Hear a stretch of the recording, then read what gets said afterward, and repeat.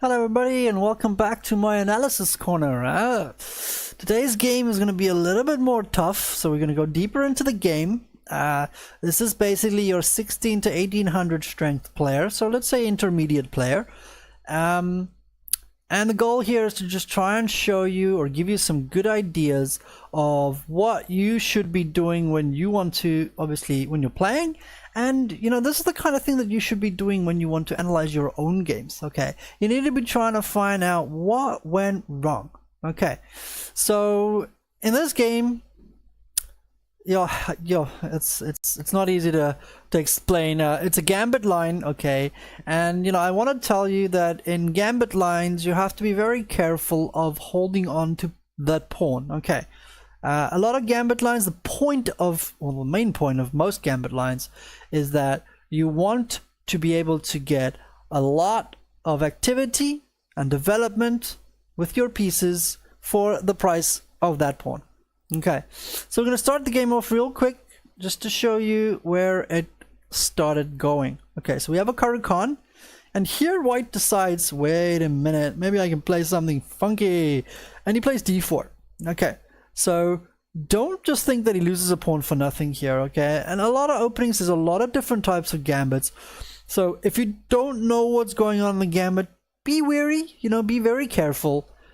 Okay, so after pawn takes, okay, the point of this gambit here specifically is that white wants to get pressure on f7.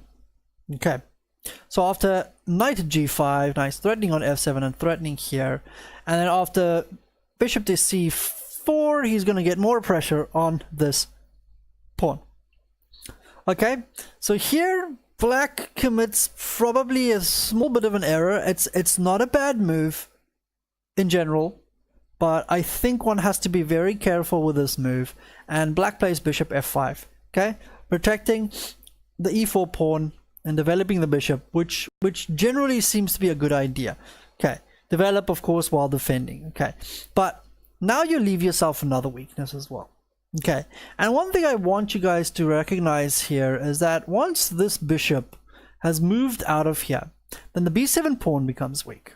Okay, there's a lot of different opening lines where this is a theme, and I want you to notice this because now, let me make this yellow. If we can get the queen to here, the queen will then have a double attack, which white does really cleverly here. Okay, so obvious move, bishop c4, threatening and developing at the same time.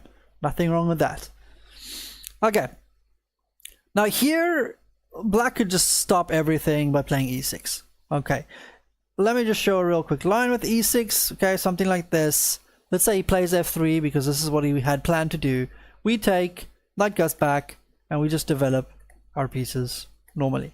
Okay, so here in this position, obviously black's gonna castle, and black has a pawn to the good here with pretty much no compensation for white. Okay, black is not behind development, he doesn't have any weaknesses anywhere, there's no threats, and obviously he's a pawn up. Okay, so playing e6 here would definitely be the kind of thing that you want to do, just to block that line, to make sure that there's no more tricks, and you definitely have no issues after this. Unfortunately, he plays bishop g6, which is not a bad move either. Okay, it's perfectly acceptable, but you have to be careful for what's coming, and there's all kinds of sacrifices on e6 all the time now later in the position. So white plays f3. Why? He wants to get his queen to this square, because then his queen can go here, which will then have this huge bunch of attacks, as you can see with the arrows. Okay, so taking the pawn, there's interesting options of not having to take the pawn, but you can take the pawn, of course. Okay, here's an interesting line of counter attacking. Okay, and a lot of these gambit lines, you have these really nice ideas of counter attacking, but they're generally more positional in nature. Okay, so let's have a look here. After pawn takes, queen takes queen, king takes king. Now we cannot castle anymore, and we play here. Let's say he takes back, and we now just obviously develop some pieces. Okay, now black is going to castle alongside, okay, which will also have some discovered threats. Okay, the king can't castle, which means that the two rooks have a bit of trouble coordinating, whereas black will have no trouble getting his pieces out. The bishop will go to c5, knight comes to e7, and you can castle alongside, and black has a better positional game. This pawn here is a little weak as well, you know, lots of pieces can try and gang up on it. So from a positional standpoint, black would just be better here. Okay, but let's look at the obvious. Pawn takes. Okay, and after queen takes, now naturally the queen is threatening this, and the queen is threatening here, which I think obviously the black player didn't realize. Okay, so after, you know, if you just play e6, then of course there is no more threats here, so you would be able to defend b7. Okay, but in this position it gets actually very interesting, because white can now do what typical players do in these situations. They can go crazy. Okay, it doesn't work, but it's ugly. So let's have a quick look here. Bishop takes e6. Okay, why? The obvious reason is that if you take back, knight takes, and now we are threatening to take here, and we're threatening here as well. Okay, now it's very tricky for black to what black needs to play here. Okay, correct move is queen h4 check. Okay, the obvious ideas of, like, let's say queen e7, okay, pinning the knight, doesn't work very well. Why? Because he just castles, and now he has even more attackers on f8. Now if you were to take here, he would take check, and now things get very, very messy, because he can just start winning material all over the show, and you're in big trouble. And what? This king is nice and safe. Okay, so a move like queen e7 sadly would just fall apart because of the lead in development and the safety of white's king after he castles. So after something like queen h4, let's just check it something else. Bishop b4 check. I mean, these things get very, very complicated as well. But after queen check, g3, bishop check. Now, okay, he can't play c3, okay, because now the pin does work. Okay, interesting to note that the pin now works. Why? Because the bishop is not on f8 anymore.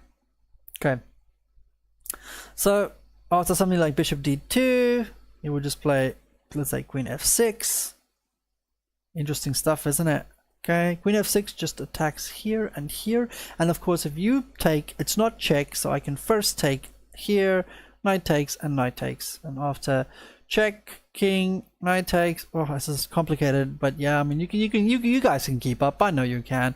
Okay, so the fork, obviously, just so you see it, king moves, goes there, and knight a6, and now you are going to drop your knight, in which case we have two pieces against a rook and a pawn. Okay, black is slightly better, just because these three minor pieces of his are active. You know, they can have a really, really good time just jumping around all over the show. Okay, very, very interesting position that would have been. But as you can see, after bishop takes here, it gets messy. It gets very, very messy.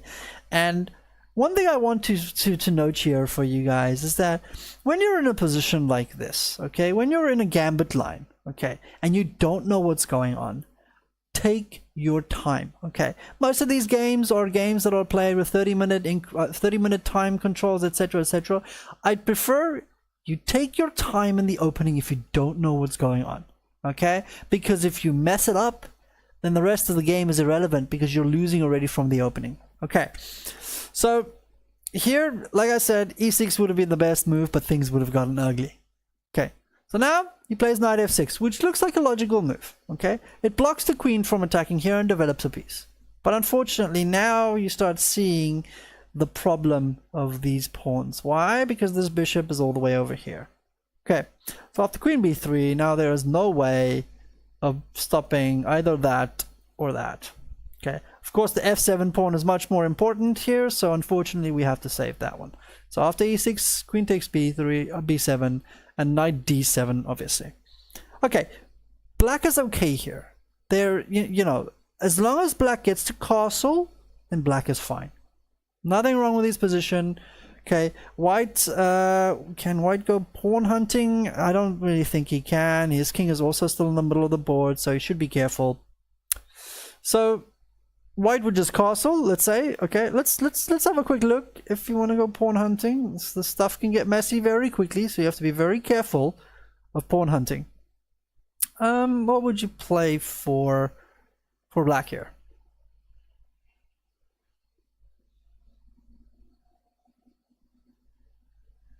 So many options come to mind here, hey. Woof.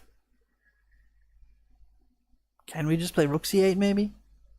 In which case he'll have to try and defend. Ah, this gets ugly. Rook c8 maybe? Let's say he goes queen a4. Can we play queen c7? Just trying to make sure I don't mess up anything here, obviously, you know. But this is the kind of things that you want to look at. You have to start looking at all these attacks now. So now c2 and c4 is weak.